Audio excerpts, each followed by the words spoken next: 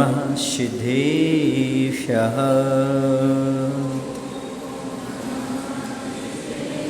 ॐ नमः सिद्धेभ्यः।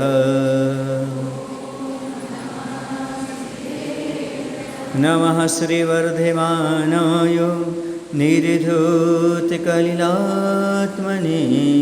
सालोकानां त्रिलोकानां यद्विद्यादर्पणायते यद्विद्यादर्पणायते। बोले अहिंसा परमो धर्म की। देवादिदेशी महावीर भगवान की। आचार्य गुरुदेवों श्री विद्यासागर जी महाराज जी की। आचार्य समय सागर जी महाराज जी की।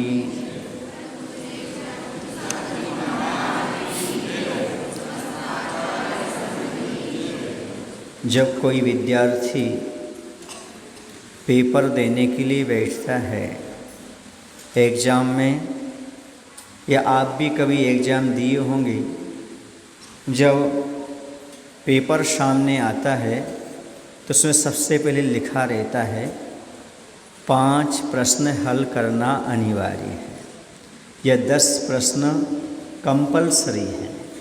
कुछ प्रश्न ऐसे होते जो कंपलसरी होते हैं, यदि वह हल ना किए जाएं तो पास नहीं माने जाते। और ऐसा भी नहीं कि एक अच्छे से कर दिया एक छोड़ दिया, नहीं, 5 के 5 या 10 के 10 जो उसमें लिखा रहता है वो कंपलसरी हुआ करते हैं। वैसे आचार्यों ने हमारे लिए आवश्यक दिए हैं। शावक के भी 6 आवश्यक हैं, मुनि के भी 6 आवश्यक हैं। उनका नियम से पालन करना कंपलसरी है, उसका नाम है आवश्यक अपरिहार्य भावना। उनमें कमी नहीं रखना, छूट नहीं करना, छोड़ना नहीं। यदि एक भी आवश्यक छूट गया तो आप पास नहीं माने जाएंगे। जैसे एक भी आपने क्वेश्चन हल नहीं किया तो आप पास नहीं माने जाएंगे, वैसे यदि आपने एक भी आवश्यक छोड़ दिया तो ना आप श्रावक की कोटि में आएंगे, और यदि साधु ने छोड़ दिया तो साधु की कोटि में नहीं आएगा।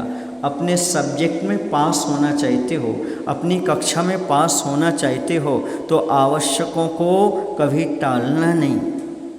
ये भावना कहती है मूल को नहीं भूलना। मूल माने मूल गुण, मूल माने मूल गुण, जो मूल गुण हैं। जैसे मुनिराज के 6 आवश्यक हैं वो मूल गुण में आते हैं, जैसे आपके 6 आवश्यक हैं वो भी मूल गुण मान के चलो आपके। तो आपका कर्तव्य होता है कि मूल को नहीं भूलना। मुख्य को प्रमुखता देने का नाम आवश्यक अपरिहार्य भावना है। मुख्य को मुख्यता देना, बाकी सारे के सारे काम अलग। यदि कहा जाए आपकी भाषा में तो यथा समय करना, यथा समय करना, और कैसी परिस्थिति आ जाए हर परिस्थिति में करना, तब आपके ये भावना फलेगी, आवश्यक अपरिहार्य भावना। कैसी भी परिस्थिति सामने घटित हो जाए वह करना है, करना है। मूल माने जड़, जड़ के बिना वृक्ष नहीं, नींव के बिना मकान नहीं। वैसे ही इनको किए बिना न शावक और न साधु, दोनों यदि होंगे तो कब होंगे? जब अपने आवश्यक का पालन कर रहे होंगे। मुनि महाराज के आवश्यक कौन कौन से हैं? समता, वंदना, स्तुति, प्रतिक्रमण, प्रत्याख्यान और कायुष्य। ये 6 आवश्यक मुनिराज निरंतर अपने करते रहते हैं। प्रतिदिन करना तो है, लेकिन करते समय उत्साह हो, प्रमाद न हो, सही समय पर हो, व्यवस्थित हो, उचित समय लगा करके किए जाएं, तब जाकर के आवश्यक तीर्थंकर प्रकृति के बनने में कारण बनते हैं। इन आवश्यकों का अच्छी तरह से पालन करना। पहले कहा था व्रत और शील का अतिचार रहित पालन करना, अब कहा इनको करना ही है आवश्यक। आवश्यक का अर्थ क्या होता है? जो किसी की प्रेरणा के बिना करने योग्य हो। और अवश्य बना है आवश्यक, जो किसी के बस में नहीं होते वो अवश्य कहलाते हैं।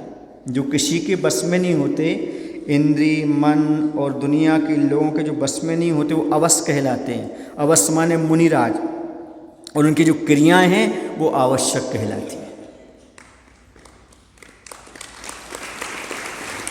अवश कौन? जो इंद्रिय और मन के बस में नहीं है। किसी के बस में आकर के हमें अपने आवश्यकों को नहीं छोड़ना। आचार्य भगवंत के हमने जीवन में देखा, कितना भी कुछ भी हो जाए वो अपने आवश्यक समय पर ही करते थे। समय पर ही सारी चर्या का पालन करना। उनका आवश्यक का समय देख करके लोग ये कहते थे घड़ी मिला लो। आचसी सामयिक पर बैठ गए, प्रतिक्रमण में बैठ गए, इतना बज गया हो, इतना बज गया होगा। समझ में आ रहा है ना? इससे लोग अपना समय टाइम टेबल बना लेते थे कि आचर्यवन प्रतिक्रमण में बैठ गए, 5:20 हो गए होंगे। आचार्य जी सामयिक पर बैठ गए, इतना बज गया होगा, इतना बज गया। सारा का सारा समय पूरा का पूरा ज्ञात हो जाता था। ये है अपने आवश्यक के प्रति बहुमान होना। आचार्य का एक संस्मरण है, वह चतुर्दशी के दिन का है, आज के दिन का है। उस समय, उस दिन शायद रविवार भी था। तिलवारा घाट दयोदय तीर्थ जबलपुर में चातुर्मास चल रहा था। उस समय मध्य प्रदेश शासन की मुख्यमंत्री उमा भारती जी चयनित होकर के आए हुए थे। उनको आना था आज सुबह सुबह 7 बजे आना था। आचार्य शौच क्रिया से लौट करके आ रहे थे। कमेटी के लोगों ने जानकारी दी, आचार्य जी आज लगभग 7 बजे मुख्यमंत्री महोदया आने वाले हैं। आचार्य सुन लिया, आशीर्वाद दिया। बोले उनको आपसे कोई विशेष चर्चा करना है, आशीर्वाद लेना है। उन्होंने कहा है कि आपके आशीर्वाद से ही हम मुख्यमंत्री पद पर आए हैं, आपकी कृपा बनी रहे। आचार्य ने कहा ओ। और आचार्य आए। आने के बाद देववंदना करने के बाद सीधे कक्ष में आए और बस बड़े प्रतिक्रमण पर बैठ गए।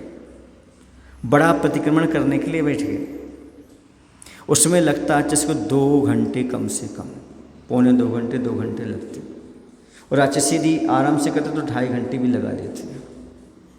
बड़ा प्रतिक्रमण चतुर्दशी का करना, जैसे आज हमने सुबह कर लिया, उठ करके हमने सबसे बड़ा प्रतिक्रमण कर लिया ताकि दोपहर में आपको अच्छे समय मिल जाए, हमारा आवश्यक भी पूरा हो जाए। समझ में आ रहा है आपको? अब जब आचार्य बैठ गए, बैठे ही होंगे, 15 मिनट हुए होंगे, इतने में उमा भारती जी आ गई। आकर के सामने बैठ गए। अब वो 1 घंटे तक लगातार बैठी रहे, पर आचार्य तो अपने आवश्यक में लगी। प्रतिक्रमण चल रहा है आचार्य का। उन्होंने सबसे कहा भाई 1 घंटा हमने इंतज़ार किया, हमें और जगह जाना है, अब बाद में हम आचार्य के दर्शन करने आएंगे। उनको बता देना कि हम आए थे और हम कृतज्ञता ज्ञापित करने आए थे कि आपकी कृपा से हम मुख्यमंत्री बन गए। वो चले गए। फिर आचार्य बाद में जब 1 घंटे बाद प्रतिक्रमण से उठे, हम लोगों ने कहा आचार्य आपको तो जानकारी दी थी कि वो आ रहे हैं और आपसे आशीर्वाद लेना है। आचार्य ने कहा देखो ये हमारे आवश्यक हैं। क्या हैं? आवश्यक को छोड़ करके हम और किसी से नहीं मिल सकते, किसी से वादा नहीं कर सकते।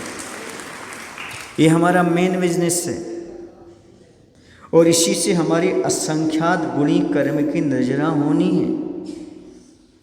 यही हमारा मोक्ष मार्ग है, यही हमारा मेन बिजनेस है। बाकी प्रभावना तो साइड बिजनेस है। यह है अपने आवश्यक के प्रति बहुमान। हमें अपने समय से करना और प्रेरणा देना कि सारे शिष्यों को भी ये शिक्षा मिल जाए कि कुछ भी कोई भी कार्य दुनिया का आ जाए, अपने आवश्यक को कभी छोड़ना नहीं, आवश्यक पालन करने के बाद ही कोई कार्य करना। प्रभावना में पढ़ करके आवश्यक नहीं छोड़ना। समझ में आ रहा है ना? पिछले वर्ष में महावीर जयंती पर मैसूर में था और आपको पता है थोड़ी आप लोगों की व्यवस्थाएं कर्नाटक की अस्त व्यस्त हैं। अब किस कारण से ये नहीं पता मुझे। उन्हें ये भी मालूम नहीं रहता कुछ लोगों को तो कि साधु कब सामायिक पर बैठेंगे, कब उठेंगे, कब क्या होगा। तो वो लोग हमारे पास आए, जुलूस निकल गया, जुलूस में हम साथ में गए महावीर जयंती के। अब 11:15 बजे आए हमारे पास, बोले महाराज जी आपका उद्बोधन हो जाए, 1 घंटे के लिए प्रवचन हो जाए। हमने कहा भैया 12 बजे तो हमारा सामायिक का समय हो जाएगा, क्या करेंगे? हाँ 15 मिनट आपको दे सकते हैं। कितने दे सकते हैं? हमने उनको मात्र महावीर जयंती के दिन प्रवचन भी किया तो 15 मिनट दिया और उतर करके हम आ गए, मंच से स्टेज से छोड़ करके अपना सामायिक ध्यान। मायने समझे आप, हमारे गुरु ने हमें यही बताया है, जिनवाणी माता यही बताती है, प्रभावना हो ठीक है पर याद रखना आवश्यक छोड़ करके प्रभावना नहीं करना है। और आप आवश्यक का पालन कर रहे हो वही आपके लिए प्रभावना है, क्योंकि जो स्वयं धर्म से प्रवाहित नहीं है, प्रभावित नहीं है, वह दूसरे को धर्म से प्रभावित नहीं कर सकता। ये मूल है, मूल को छोड़ करके हम चूल की ओर नहीं भागेंगे। तो इंद्रिय और मन को जो वश में कर चुके हैं उनके करने के जो तरीके हैं, जो प्रक्रिया है, उसी का नाम आवश्यक है। अब आपको भी बता देता हूँ, इंद्रिय और मन को सदुपयोग करना, सही दिशा में लगाना, इसी का नाम आवश्यक अपरिहार्य भावना है। हमारा मन कहीं ना कहीं लगेगा, बिना लगे रह नहीं सकता, इसलिए उसे सही दिशा देना, सही जगह लगाना, उसी का नाम इंद्रिय और मन को वश में करते हुए आवश्यक का पालन करना, यही हमें आगे चल करके क्या दिलाएगा? यही तीर्थंकृत का सोपान दिलाएगा। दिलाए या न दिलाए, मुक्ति मार्ग मिलेगा और आगे चल के मोक्ष दिलाने वाला यही है। संयम, व्रत, त्याग ये स्वयं अपने कल्याण के लिए होते हैं, लेकिन दूसरे देख करके भी अपना कल्याण कर लेते हैं। दूसरों को भी ज्ञान हो जाता है, देखो ये कितने अच्छे आवश्यक कर रहे हैं, कितने अच्छा पालन कर रहे हैं, उन्हें भी प्रेरणा मिलती है, वो ही मोक्ष मार्ग पर आते हैं। समय से सारी क्रियाओं को देख करके सबको आनंद आता है। जैसे आपके भी सदलगा में लोगों ने कहा महाराज हमने पहली बार देखा हर काम समय पर हो रहा है, और होना चाहिए, हर काम समय पर होता है तो आनंद आता है। हर चीज़ का एक फिक्स समय होता है, जो समय पर हो वो हम। पानी गिर रहा है, वो देवता कह रहा है महाराज जी जो आप कह रहे हो वो सत्य कह रहे हो, मेन पॉइंट पर पानी आया, यदि सही कह रहे हो तो बंद हो जाएगा, बंद हो रहा है, ठीक है चलिए। तो वो ये कहने आया आपसे कि महाराज जो कह रहे सही कह रहे, प्रत्येक कार्य यदि समय पर होता है तो आनंद आता है। एक बात मैं आपसे पूछूं, यदि समय पर बीज ना बोया जाए तो फसल कैसी आती है? और समय पर बोया जाए तो, यदि आप समय पर सो तो, समय पर जागो तो, समय पर भोजन मिले तो, समय पर सब काम हो तो दिन बहुत अच्छा गुजरता है, मन भी लगता है। वैसे आवश्यक समय पर हो तो दिन भी अच्छा गुजरता है और मन भी अच्छा लगा रहता है। तपस्या करते समय संतुष्टि का अनुभव हो हमारे लिए और दूसरे को भी हमारा संदेश अच्छा पहुँचे, तो समझो ये हमारी तपस्या सार्थक है। अच्छे आवश्यक करना है, अच्छे से करना है। ध्यान रखो, पेपर के समय आप किसी से बात करते हो क्या? बोलो, पेपर के पहले कर लोगे, पेपर के बाद कर लोगे, लेकिन जब तक परीक्षा हाल में हो, एग्जाम रूम में हो, जब तक किसी से बात करते हो आप, कहीं देखते हो इधर उधर, कहाँ लगे रहते आप? उसी में बस। क्यों? क्योंकि आपको नंबर 1 पर आना है, टॉप पर आना है, टॉपर बनना है। ऐसे ही अपने आवश्यकों के समय जो किसी से बात नहीं करता, मोबाइल आप लोग साइलेंट करके रखते हो और घर गृहस्थी की बातें नहीं करते हो, तभी आप टॉपर बन सकते हो। आवश्यक का समय तो आवश्यक का समय है, वो किसी में नहीं देंगे, वो हमें अपने लिए लेना है, अपने लिए करना है, तो वह पूर्ति करेंगे। अब बाहर कितने लोग खड़े हैं, क्यों खड़े हैं, उनका क्या प्रयोजन है, ये उनकी व्यवस्था है, पर हमें अपनी क्रिया समय पर करना है, सो करना है। ये भाव सहज नहीं है, जो भाव ये अंदर आ जाता है तो समझो तीर्थंकर जैसी हैसियत को प्रदान करने की क्षमता रखता है। वही तो सबका नेतृत्व कर सकता है, जो अपने मन पर, इंद्रियों पर नेतृत्व कर सकता है, जो इंद्रियों और मन को बस में रख सकता है, उसको अधिकारी बन सकता है। वही तो दूसरे को बस में करने की बात कर सकता है, जो अपने आप को बस में नहीं कर सकता। प्रवचन में ही मोबाइल चलने लगे, उनको क्या आवश्यक समझाओगे आप? उन्हें कभी नहीं समझा सकते आवश्यक। जो प्रवचन में ही मोबाइल चला लें, पूजन में मोबाइल चला लें, वो कभी आवश्यक के महत्व को समझ ही नहीं सकते, क्योंकि आवश्यक के समय कोई भी बात आ जाए, साइलेंट, अभी मुझे आवश्यक करना है, आवश्यक के बाद ही कुछ होता है। मुनिराज 6 आवश्यक का पालन करते हैं, सामयिक करते हैं, प्रतिक्रमण करते हैं, प्रत्याख्यान करते हैं, वंदना करते हैं, स्तुति करते हैं, कायेश्वर करते हैं। ये सब पुण्य बंद के साथ साथ कर्म नजरा कराने वाले हैं। आचार्य कहते हैं असंख्यात गुणी कर्म की निर्जरा इन्हीं के बल पर हुआ करती है। यदि आप आवश्यक अच्छे से पालते हो तो असंख्यात गुणी कर्म की निर्जरा आपके जीवन में आएगी।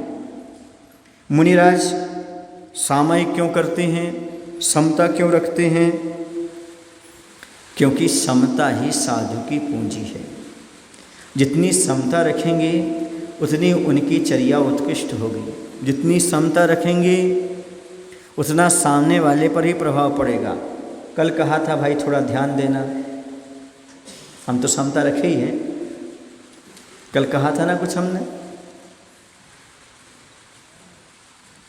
तो समता परिणाम मैत्री की भावना हमारे अंदर आ जाए, दूसरे के भले के बारे में सोचने की बात आ जाए, अपना भी भला हो दूसरे का भी भला हो, तो सामयिक के समय हमारे परिणाम बड़े निर्मल हो जाएं, बड़े पवित्र हो जाएं। ऐसा ना हो कि हम यहाँ पर सामयिक कर रहे हों और सामयिक के बाद असामयिक हो जाए। और प्राय करके श्रावक ऐसे ही करते हैं, सामयिक करते करते बाहर निकलते, मीटिंग में जाते तो लड़ाई झगड़ा शुरू हो जाते। तो वो सामयिक कोई मायना नहीं रखती जहाँ पर लड़ाई झगड़े होते हो। सामयिक वही सार्थक है जो समय पर होती है और सामयिक का फल बाद तक हमें मिलता रहे, बाद तक हमारा समता परिणाम बना रहे। समझ गए आप लोग कि नहीं?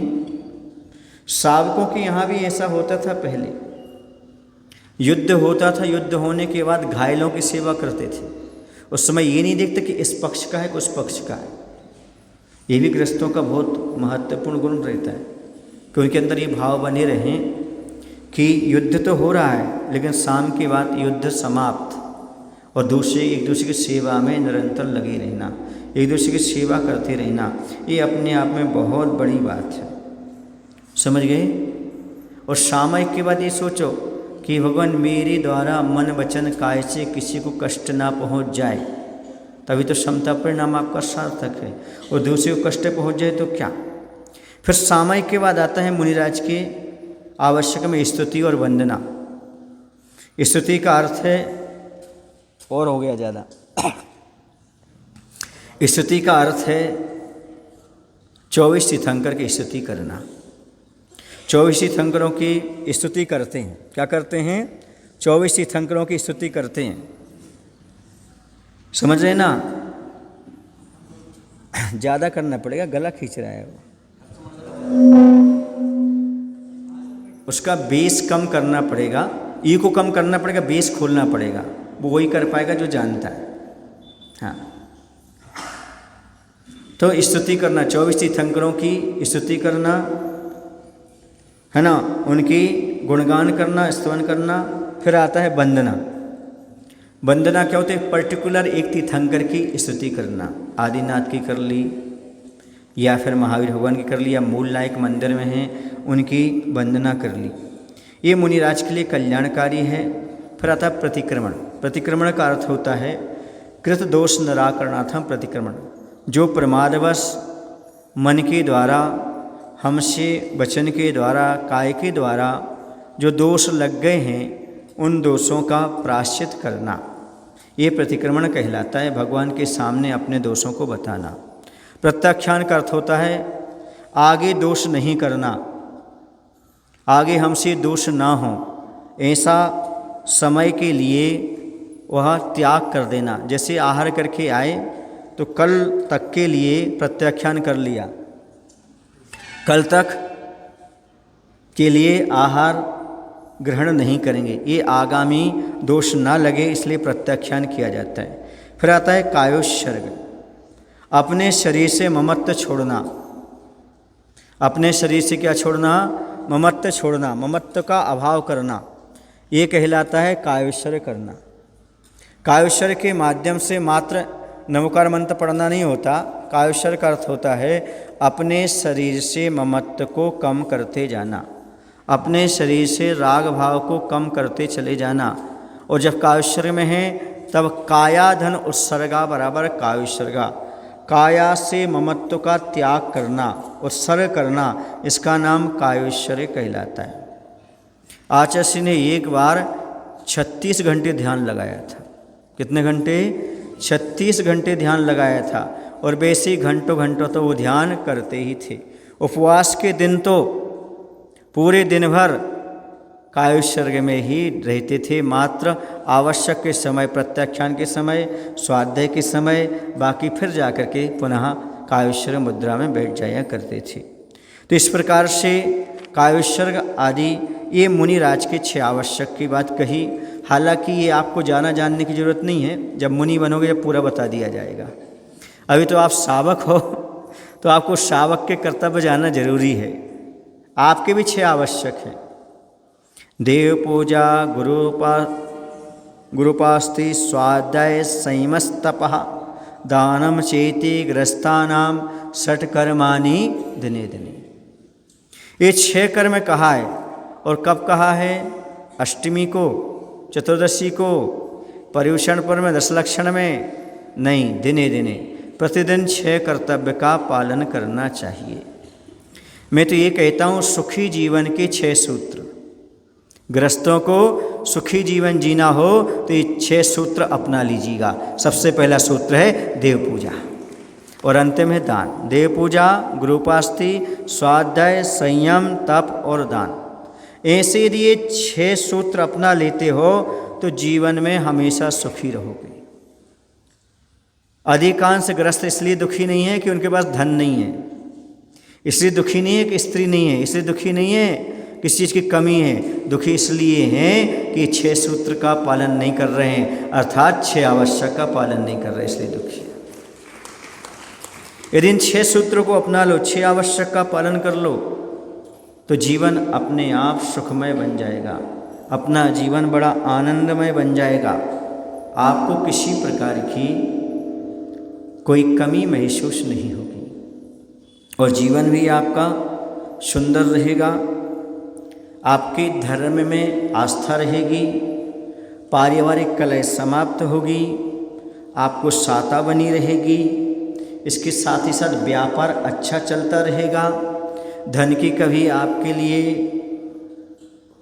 कमी महसूस नहीं होगी, इज्जत बढ़ेगी, पुण्य का बंध होगा और आगे चल कर के सद्गति और समाधि मरण अच्छे से होगा। ये है 6 सूत्र जीवन के। देव पूजा, गुरुपास्थि, स्वाध्याय, संयम, तप और दान। देखिए, आप ये ना सोचे कि धर्म तो मुनिराजों का काम है, हमारा क्या काम है। अच्छा ये बताओ, रथ देखा अपना? रथ देखा? रथ में कितने पहिए होते हैं? कितने पहिए होते रथ में?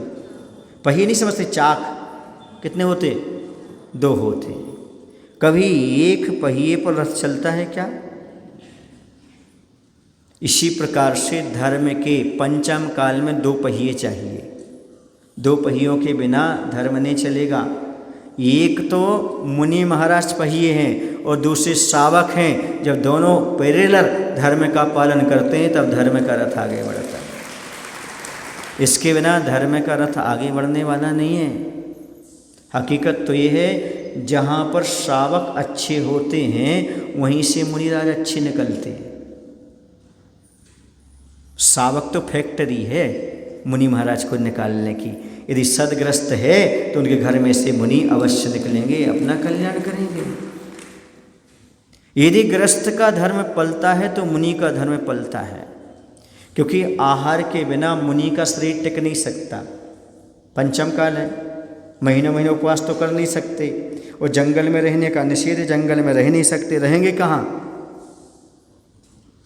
धर्मशालाओं में, शून्यागार में, मंदिरों में। उसका निर्माण कौन कराता है? सावक दान देगा तभी तो मंदिरों का निर्माण होगा, धर्मशालाओं का निर्माण होगा। ये किसी ने दान किया होगा तभी तो आप यहाँ पर बैठ करके लाभ ले पा रहे हैं। और मुनिराज को आहार दान दोगे तब उनका धर्म चलेगा और आपको धर्म की शिक्षा मिलेगी। बस समझ में आ रही ना? और यदि आवश्यक को सावक भूल जाएगा तो ना तो मुनि धर्म चलेगा और ना सावक धर्म चलेगा। इसलिए सावकों को अपने कर्तव्यों के प्रति सचेत होने की आवश्यकता है। आप स्वाभिमान जगाओ कि आज दुनिया में जैन धर्म चल रहा है तो सावकों के धन के दान करने के कारण चल रहा है। यदि सावक दान नहीं करता तो मुनि कहाँ से होते? यदि सावक दान नहीं करता तो मंदिर कहाँ से होते? तीर्थों की रक्षा कैसे होती? तो ये स्वाभिमान जागृत करो, गर्व मत करो, अभिमान मत करो, कम से कम स्वाभिमान जागृत करो। ये सब हमारे जो कमाया हुआ धन है उसका ही सदुपयोग है, तभी तो ये सारी की सारी चीज़ें हमें दिखाई दे रही हैं। क्योंकि देव पूजा यदि आप करते हैं तो धर्म की प्रभावना भी होती है। एक बात बताऊं आपको, सारे आवश्यक सुबह सुबह ही होते हैं। क्यों होते हैं? क्योंकि सुबह सुबह हम थके हुए नहीं होते, निद्रा से उठते हैं तो मन फ्रेश रहता है, वातावरण बहुत अच्छा रहता है। इसलिए प्रत्येक गृहस्थ को 10 बजे के पहले पहले 6 आवश्यक का पालन कर लेना चाहिए। समझ गए ना? 10 के पहले क्यों कह रहा हूँ कि मुनि महाराज होंगे तो आहार दान नहीं दोगे क्या आप? जब मुनि नहीं है तब 9 बजे भी कर लो, कोई दिक्कत नहीं, चल जाएगा। लेकिन मुनि महाराज यदि आपके नगर में हैं तो 10 के पहले ना खेत पर जाना, न दुकान पर जाना, न घर गृहस्थी के काम में लगना। पहले 6 आवश्यक का पालन करो, तभी तुम्हारा जीवन सुखी हो सकता है। उसमें समय पर करोगे आनंद आएगा। 12 बजे पूजन में मन नहीं लगेगा आपका। मंदिर में पूजन में मन कब लगेगा बताओ? सुबह सुबह। महाराज जी 9 से ऊपर होती और आकुलता होने लगती है। सुबह 9 से ऊपर बजते तो क्या होती है? आकुलता हो जाती है। और आवश्यक में आकुलता नहीं चाहिए, आवश्यक में तो हमारी आकुलता समाप्त होना चाहिए। देखो, जब देव पूजन करते हैं तो हम भगवान से अपनी बात रखते हैं। क्या करते हैं? भगवान से अपनी बात रखते हैं। और याद रखना, भगवान से अपनी बात रखना प्रार्थना कहलाती है। शब्दों के माध्यम से हम अपने मन के जो उद्गार हैं वो रखते हैं। कोई व्यक्ति दुखी होता है, परेशान होता है, अपनी बात किसी से नहीं रख पाता तो टेंशन में आ जाता है, डिप्रेशन में आ जाता है। और सुबह सुबह अपनी बात भगवान से रखोगे तो आपके जीवन में डिप्रेशन ही नहीं आएगा, तनाव ही नहीं आएगा, टेंशन ही नहीं आएगा। और याद रखो, ऐसा कोई ही व्यक्ति नहीं संसार में जिसने अपने श्रद्धा से भगवान को याद किया हो, अपनी प्रार्थना रखी हो और कबूल ना हुई हो। जो भी भगवान के सामने श्रद्धा से भावना रखता है उसकी भावना अवश्य फलीभूत होती है। आप लोगों की भावना का तो फल है। जो आगे महाराष्ट्र बिहार कर गए थे, पर आप लोगों की भावना तीव्र थी। भले कुछ लोगों की हो, पर अच्छी भावना थी, इसे लौट करके आपको चातुर्मास प्राप्त हो गया। याद रखो, सागर में सरिता जाती है, नाली नहीं जाती। और सच्चे भक्त की भावना कभी खाली नहीं जाती। इसलिए रोज ध्यान करो, रोज भगवान की पूजन करो, पर देखो आप अपने आप में कितने आनंदित होंगे। और एक बात बताऊं आपको, धर्म सबको संतुष्ट करने के लिए नहीं किया जाता, धर्म आत्म संतुष्टि के लिए किया जाता है। यदि आप प्रतिदिन पूजन आदि करते हैं तो आपको जो आनंद आता होगा वो किसी को नहीं आता होगा। फिर ऐसा लगता है जिस दिन पूजन नहीं की, आज तो हमने कुछ किया ही नहीं, आज तो हमारा दिन निरर्थक चला गया, क्योंकि आज हमने भगवान की पूजन नहीं की, ऐसा भाव आता है। समझ में आ रहा है ना आपको? हम आपसे पूछना चाहते हैं, आपके जीवन में कितने आवश्यक हैं? कितने आवश्यक हैं? कितने आवश्यक हैं आपके? 6 आवश्यक है, और भी आवश्यक है, रोटी, कपड़ा और मकान। आप गृहस्थ हो, क्यों? वो नहीं होगा तो पूजन कैसे करोगे? रोटी भी चाहिए, कपड़ा भी चाहिए, मकान भी चाहिए, धन भी चाहिए, है कि नहीं? वो आवश्यक है आपको कि नहीं है? बोलो। बिल्कुल है, आवश्यक है। यदि वो आपके पास हैं, फिर क्या आवश्यक है? फिर श्रावक के 6 आवश्यक है, देव पूजा, गुरुपास्ति, स्वाध्याय, संयम, तप और दान। यदि वो आपके पास नहीं है, रोटी, कपड़ा और मकान, तो पहले वो कमाने निकल जाओ। यदि आज की व्यवस्था आपके पास है, रोटी, कपड़ा और मकान आज के लिए आपके पास है, तो आप बिल्कुल मत चूको, सबसे पहले भगवान का अभिषेक और पूजन करने पहुँचो। मैं गुना में था। गुना में एक कॉलोनी है, वास्तविक जिनालय, वहाँ पर मैं प्रवचन कर रहा था। तो मैंने वहाँ पर पूछा कि भाई लोग, आप लोग आवश्यक समझते हैं? बोले समझते हैं। बोले किसे बोलते हैं? देव पूजा, गुरुपास्ति, स्वाध्याय, संयम, तप और दान।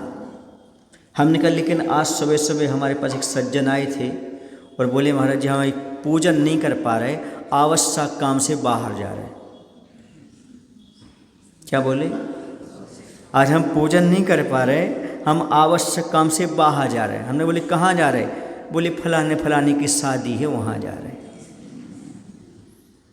अब मैं आपसे पूछना चाहता हूँ, देव पूजा आवश्यक नहीं लगी, दूसरे की शादी में जाना आवश्यक लगा, अब कैसे कहें कि आपको श्रद्धा है भगवान पर? कैसे माने कि आप श्रावक हो? सीधी सी बात कह रहा हूँ आपको।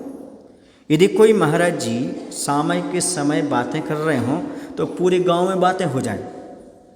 अरे आज तो महाराज जी सामयिक ही नहीं कर रहे, वे तो उन लोगों से बातें कर रहे थे, वो तो ऐसा कर रहे थे। और आप पूजन छोड़ के कहाँ जा रहे हो? राग रंग में जा रहे हो, किसी को संसार में फंसाने जा रहे हो, तब आपके मन में विकल्प नहीं आता है ऐसा। और क्या बोलते जाते, भैया हम आवश्यक काम से जा रहे, आप पूजन कर लेना, आप ऐसा कर लेना, हम आवश्यक काम से जा रहे।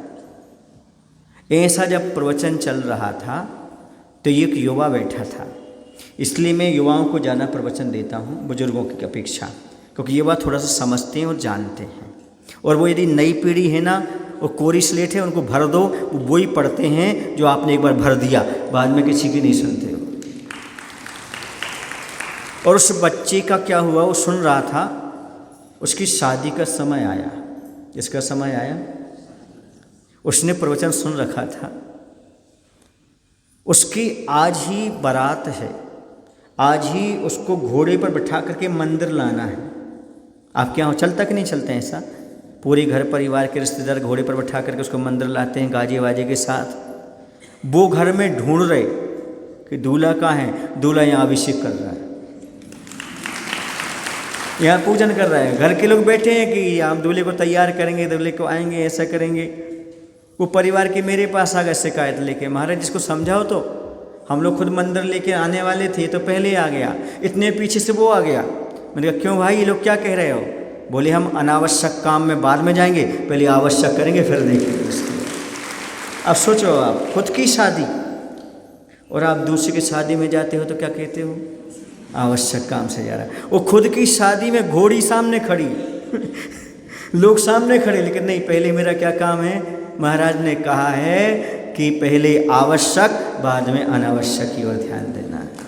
ये है आवश्यकों के प्रति रुचि, बहुमान, श्रद्धान, कि मुझे पहले बारात बात की बात है, दुल्हन बात की बात है, जीजा जी बात की बात है, फूफा जी बात की बात है, परिवार बात की बात है, पहले सबसे पहले मुझे भगवान का अभिषेक और पूजन करना है। ये भाव पैदा हो जाना चाहिए अंदर से। मैं कोई चतुर्थ काल की उदाहरण नहीं देता, मैं कोई बहुत बड़ी बड़ी बातें नहीं करता। आज वर्तमान में भी ऐसे श्रावक हैं जो अपने आप को देव शास्त्र पर समर्पित किए हैं। उनके घर जाकर देखो, उनका जीवन कितना पवित्र और निर्मल है। वो कितने करोड़ों का दान कर देते, फिर भी कभी महसूस नहीं होता उन्होंने दान किया है, कभी कमी नहीं होती उनके यहाँ। घर में कुछ भी आ जाए, कोई कमी नहीं पड़ती उनके यहाँ, सारी चीज़ें। क्यों? क्योंकि सबसे पहले भगवान का अभिषेक करना है, पूजन करना है, ये काम पहला नियम। सारे के सारे काम छोड़ करके। ये कोई ऐसा नहीं है कि अभिषेक और पूजन की आज बात कही जा रही है, ये सारी परंपराएं अनादिकाल से हैं। अकृत्रिम चैत्य चैत्यालय जिनमें में अनादिकाल से हैं, और देवता लोग नंदीश्वर द्वीप में जाकर के अकृत्रिम चैत्यालयों का अभिषेक और मंदिरों की पूजन और प्रतिमाओं का अभिषेक पूजन किया करते हैं। समझ में आ रहा है ना? ये आज का नहीं है कि आज किसी ने बता दिया हो सो कर लेना, ऐसा हो गया तो लोगों की बातों में नहीं आना। ये अनादिकाल से चले आ रहे हैं और श्रावक अपना कल्याण करते चले जा रहे हैं। ये भगवान का उपदेश हमारे लिए मिला है। जैसे अपने घर में अपनी माँ का पालन करते हो, वैसे जिनवाणी का पालन किया करो। जिनवाणी का पालन कब होगा? जब 6 आवश्यक का पालन करोगे, जिनवाणी की आज्ञा का पालन हो जाएगा, गुरु की आज्ञा का पालन हो जाएगा, अपने कर्तव्य का पालन हो जाएगा, सारा दिन अच्छा निकलेगा। और भगवान के सामने जब जा कर के भगवान को स्पर्श करोगे, अहो भाग, भगवान को छूने का सौभाग्य मिल रहा है, भगवान के निकट आने का सौभाग्य प्राप्त हो रहा है हमारे लिए। आज मैं भगवान का अभिषेक कर रहा हूँ, उनके गंधोदक ले रहा हूँ। देखो विशुद्धि कैसे बढ़ती है। बताते जैसे ही भगवान की धातु की प्रतिमा को स्पर्श करते मंत्र के साथ जो जल आता है ना, वो जल आपकी 100 गुनी औषधि का काम कर जाता है। औषधि से 100 गुना शरीर के लिए लाभदायक है और कर्म की निर्जरा के लिए लाभदायक है। महाराज आपको कुछ नहीं देते पर गंधोदक जरूर दे देते हैं, क्योंकि भगवान के चरणों की रज है, वो अमृत है। आपके लिए 100 दवाइयाँ दे देंगे, उतना फ़ायदा नहीं मिलेगा। एक गंधोदक की 2 बूंद यदि आपको लगा दी जाए, आपको दे दी जाए, तो उतना आपका भला हो जाएगा। ये है उस अभिषेक के जल का महत्व, ये है गंधोदक का महत्व, जहाँ पर 700 कोड़ियों का रोग भी ठीक करने वाले रहे। मैना सुंदरी ने क्या किया? 700 कोड़ियों का रोग दूर किया। किसके माध्यम से? गंधोदक के माध्यम से। इतना प्रभाव, गंधोदक की महिमा समझो। उस बात के लिए कोई सहज नहीं है। और मान लो आपने पहला अभिषेक किया और गंधोदक पहला बना, उसका पुण्य आपके पहले जाने वाला है। 100 200 लोगों का रोग ठीक करने में आप निमित्त हो। ये कोई 10,000 11,000 कोई बड़ी चीज़ नहीं होती, लेकिन जो आपने अभिषेक किया पहला, अभिषेक करने के बाद जो गंधोदक पहुँचा, सुन रहे आप लोग की नहीं। और देखो कार्यक्रम में तो ऐसा होता है कि बोली लगती है, बाकी रोज़ थोड़ी बोली लगना। आप तो किसी मंदिर में जाके अभिषेक कर सकते हो, वहाँ कोई पैसा देना पड़ता, कुछ करना पड़ता क्या? अच्छे से भगवान का अभिषेक करो, पूजन करो, पुण्य लाभ लो, आपका स्वास्थ्य ठीक रहेगा, सहायता मिलेगी। जो पैसा आप कमाकर डॉक्टर को देते हो, उतने समय में आप भगवान का अभिषेक करो ना, यहाँ वहाँ पैसा देना नहीं पड़ेगा, आपका पैसा भी बच जाएगा और समय भी बच जाएगा और सदुपयोग भी हो जाएगा, सारी चीज़ें आपकी होने वाली है। तो देव पूजा, भगवान की पूजन करना, पूजन से हमारा मन निर्मल पवित्र होता है और भगवान के सामने अपने उद्गार रखते हैं। कोई व्यक्ति कुछ बोल नहीं पाता ना, तो अंदर अंदर डिप्रेशन में जाता है, दुखी होता है, और भगवान की पूजन करने लगे तो मेरी तो से बनी तातों करूँ पुकार, ये भगवान मेरी तुमसे बनी है, इसलिए मैं तुमसे पुकार कर रहा हूँ। ऐसी भावना रखोगे, अपने अंदर सकारात्मक ऊर्जा आएगी, अच्छे परिणाम बनेंगे। फिर दूसरा आवश्यक है गुरु उपासना। गुरु के समीप जाकर के बैठना कहलाता है गुरु उपासना। तो ऐसा मत करना भैया कि दिन भर महाराज के पास आके बैठे रहो, तो न महाराज को आवश्यक करना न दिन। गुरु उपासना का अर्थ है गुरु तत्व को अपने अंदर जीवंत बनाए रखना और गुरु की समय समय पर सेवा करना, वैयावृत्ति करना, गुरु की पूजन करना। भगवान की पूजन करने के बाद किसकी पूजन करना? गुरु की पूजन करना। संग में हम देखते थे सारे सावक पहले भगवान का अभिषेक पूजन करके आते थे, फिर जहाँ आचार्य भगवान बैठे रहते थे वहाँ आकर के सब पूजन करते थे। हम लोग भी वहीं पहुँच जाते थे, वहाँ हम लोग भी हाथ जोड़ करके वहाँ हम लोग गुरु की पूजन कर लेते थे। तो गुरु की पूजन करना। गुरु की पूजन क्यों करना? तो गुरु की पूजन नहीं करने वाला दुर्गति का पात्र होता है। ऋणसार में लिखा है, जो गुरु की भक्ति और पूजन से रहित है, समझो दुर्गति का रास्ता तय कर रहा है। और जो गुरु की पूजन भक्ति कर रहा है वो सदगति की प्राप्ति कर रहा है। उसी समय सदगति, उतने परिणाम इतने निर्मल रहेंगे गुरु के पास बैठने से, साधु के पास बैठने के, आपके परिणाम निर्मल और पवित्र होते चले जाएंगे। तो गुरु उपास्थि हो गई। आता स्वाध्याय, क्या आता है? स्वाध्याय। स्वाध्याय करना, प्रतिदिन जनवाणी का स्वाध्याय करना। विषमताओं में भी समता रखना चाहते हो, हर परिस्थिति में अपने मन को शांत रखना चाहते हो, घर परिवार की कलह होते हुए भी अपने परिणाम विकृत ना करना चाहते हो, और घर परिवार की कलह समाप्त करना चाहते हो, और अपने परिणामों को संभालना चाहते हो, और अपने मन को सही दिशा देना चाहते हो, तो प्रतिदिन 1 घंटा स्वाध्याय अवश्य करना चाहिए। 1 घंटा ना मिले तो आधा घंटा स्वाध्याय अवश्य करना चाहिए। परिणामों की संभाल करने के लिए, जीवन में उतार चढ़ाव को झेलने के लिए। पर कभी आपको किसी की सलाह की ज़रूरत नहीं पड़ेगी। आप किसी के यहाँ जाकर के भीख नहीं मांगेंगे, हमें सलाह दे दो, हमें सहयोग दे दो, ऐसा कर दो, क्योंकि आप स्वयं अपने आप में इतने सक्षम हो जाएंगे, हर परिस्थिति से आपको निपटने की क्षमता आ जाएगी, संकट से जूझने की कला आ जाएगी। महापुरुषों की जीवन चरित्र को जब पढ़ते हैं तब मालूम पड़ता है महापुरुषों पर कितनी आपत्तियाँ आई, उन्होंने कैसे धैर्य धारण किया। वैसे हम भी आपत्तियों के समय धैर्य धारण कर सकते हैं।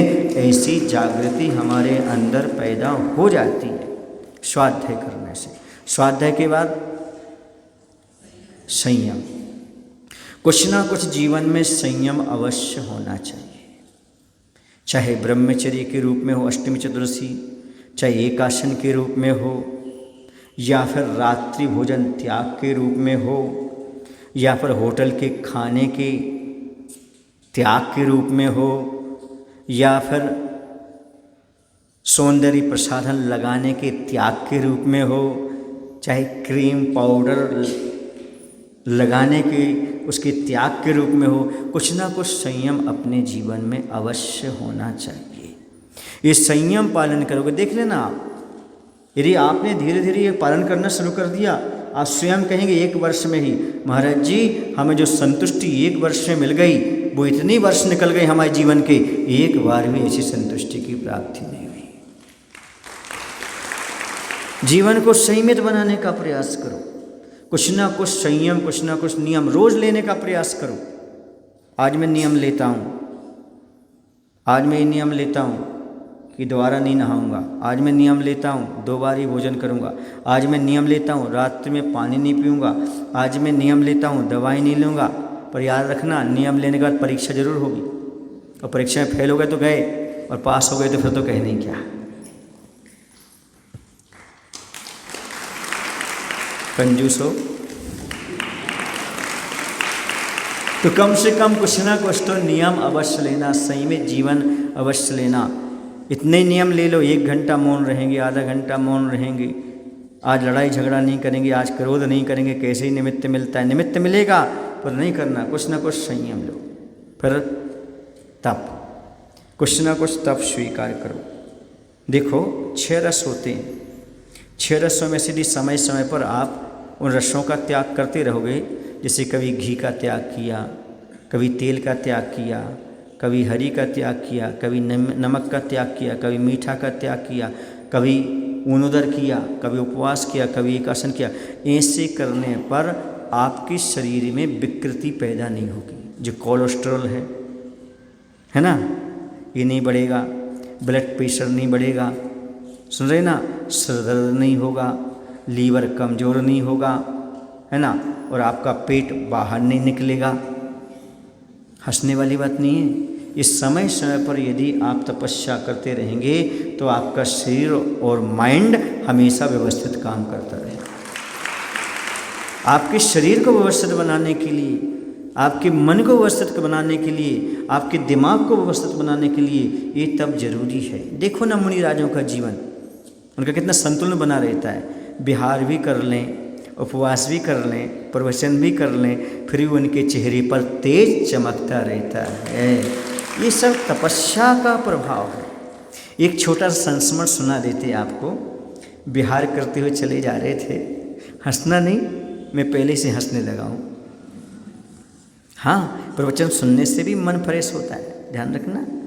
स्वाध्याय इससे मन के विकार निकलते, बहुत अच्छी चीज़ें समझने को मिलती हैं। बिहार चल रहा था तो आपको पता है आचार्य का चेहरा कितना चमकता था।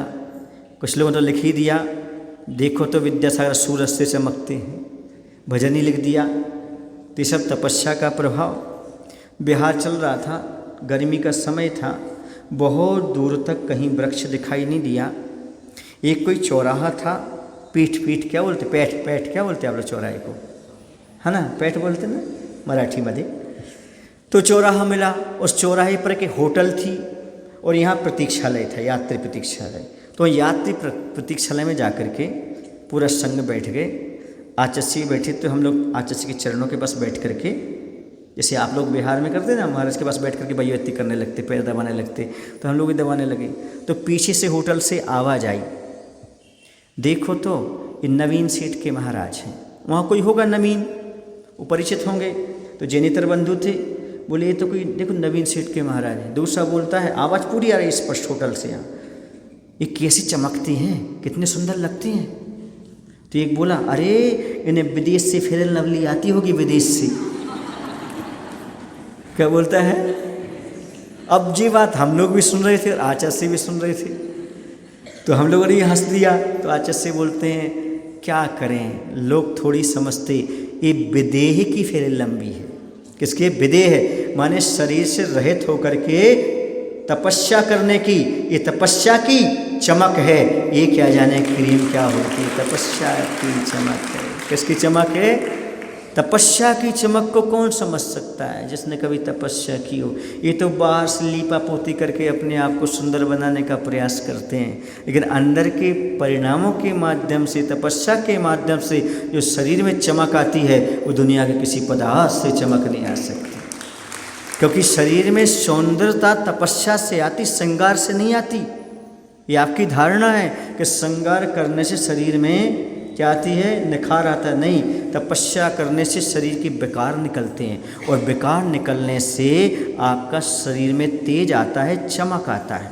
उपवास करने के बाद 2-3 दिन तक तो आदमी ऐसा लगता है, पर जब पारणा करने के बाद जब चलता है ना, अरे भैया ये तो लगते ही नहीं इसने उपवास की थी, ये तो और अच्छा सुंदर दिखने लगा, अच्छा दिखने लगा। क्यों? क्योंकि शरीर के विकार निकल गए। अब तुम जो खाओगे वो पचेगा और आपकी कांति प्रदान करेगा, स्वास्थ्य। तो समय समय पर तपस्या भी करते रहना चाहिए। अंतिम कौन सा आता है? आवश्यक दान। दान भी करते रहना चाहिए। दान करने से धन दौलत तो बढ़ती ही है, दरिद्रता का नाश तो होता ही है, दुर्गति का नाश तो होता ही है, लेकिन वर्तमान में मुनि के अति नज़दीक आने का सौभाग्य मिलता है। अभिषेक के समय भगवान के नज़दीक आने का सौभाग्य मिलता है, और दान देते समय, भैय्यवती करते समय मुनि के नज़दीक आने का सौभाग्य मिलता है। याद रखो, अमीर वो नहीं है जो पैसा कमा रहा है, अमीर तो वो है बंधु जो देव शास्त्र गुरु के नज़दीक खड़ा है,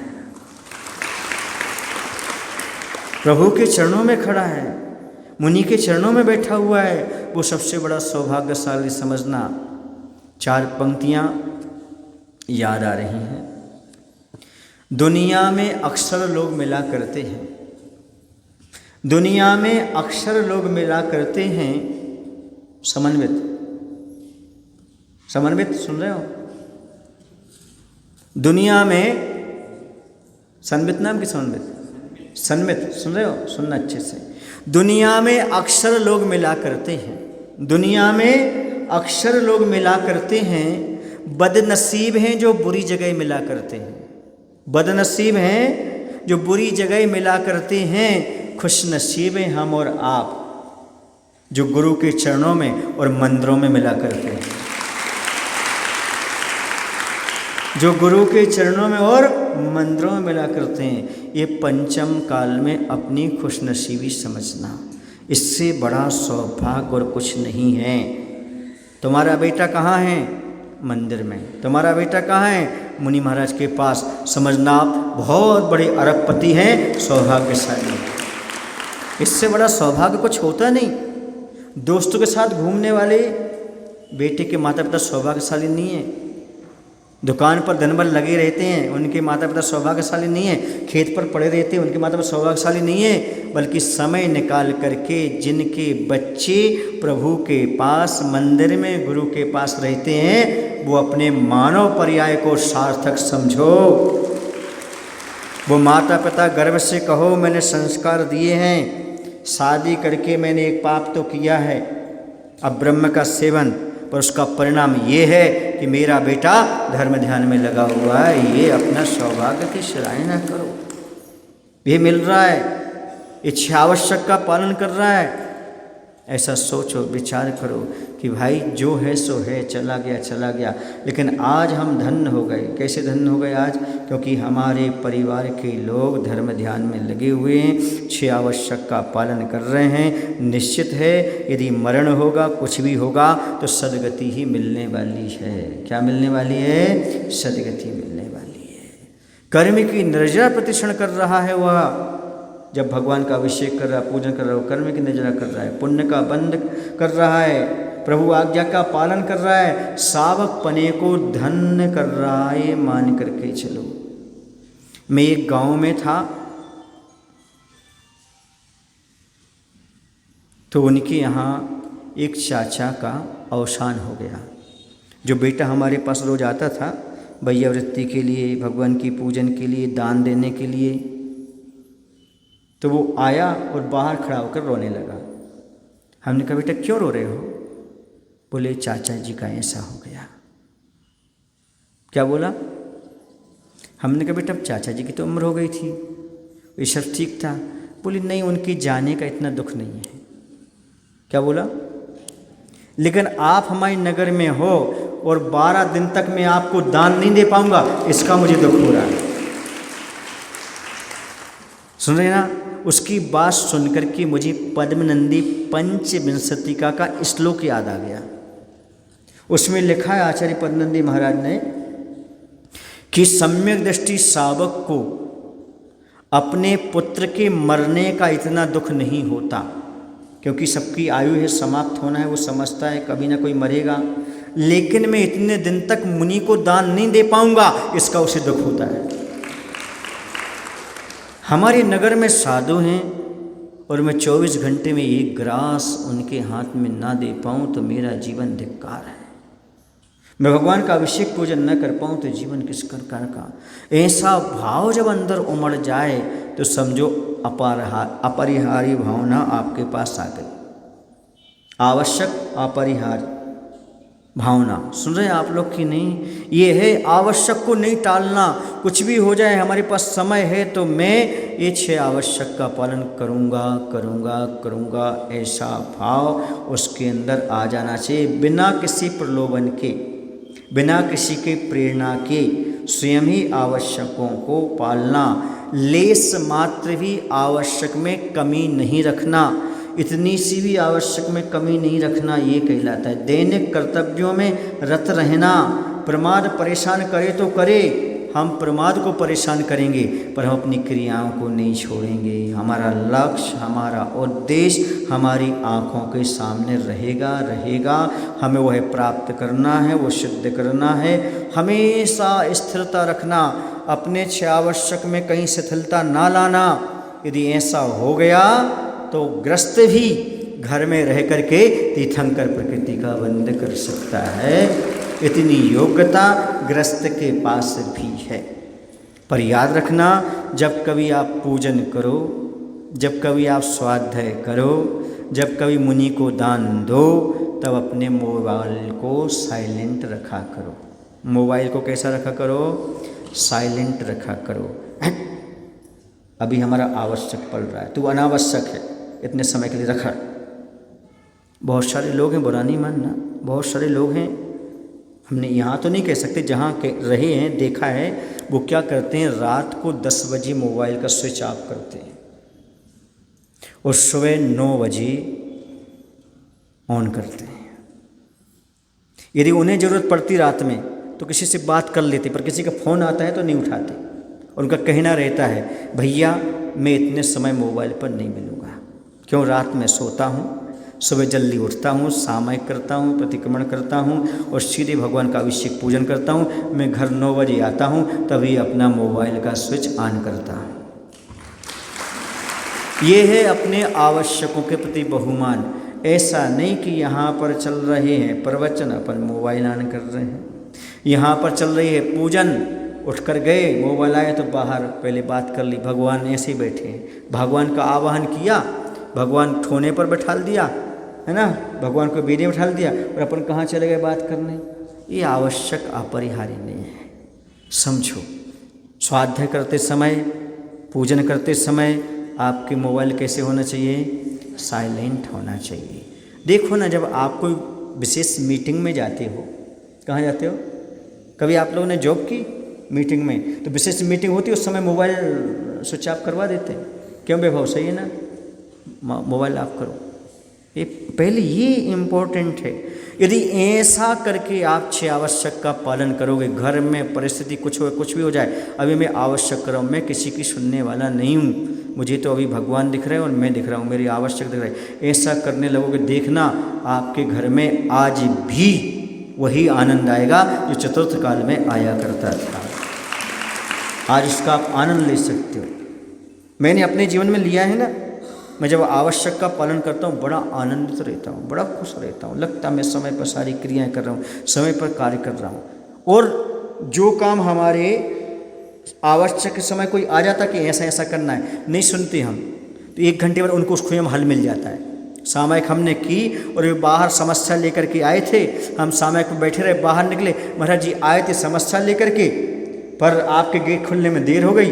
जैसे हम आपके पास आए, हमारी समस्या का हल हो गया, वहाँ से कॉल आ गया, सारा काम हो गया, आपका हो जाएगा। समझ में आ रहा आपको? ये है आवश्यक की बात। इसे सुनो, आप समझो कैसा होता है। तारादेही में थे हम। तारादेही 2006 का आचस्य से बाहर जाने का पहला हमारा अवसर था। आचस्य ने बाहर संघ से भेजा था स्वास्थ्य लाभ के लिए।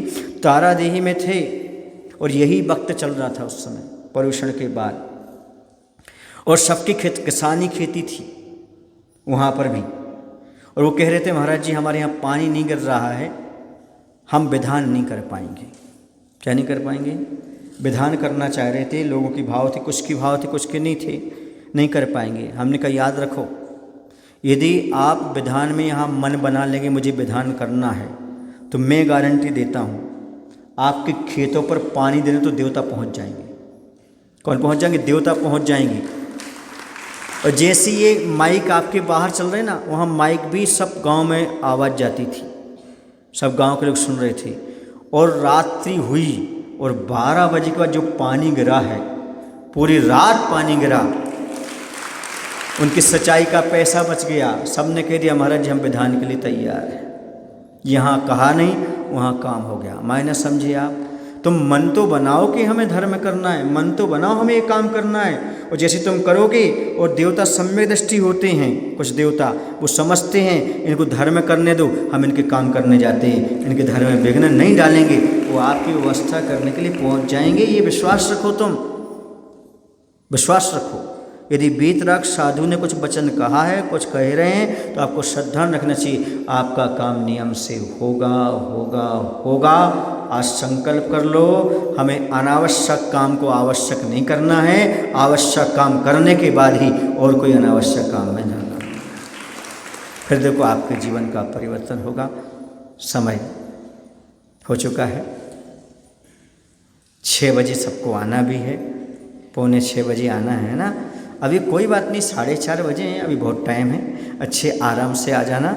हाँ आवश्यक है, बाकी काम पेंडिंग में कर देना, अभी नहीं करेंगे कोई बात नहीं है। अभी तो हमें प्रतिक्रमण में जाना है, क्योंकि साल भर के दोषों का निराकरण करना है।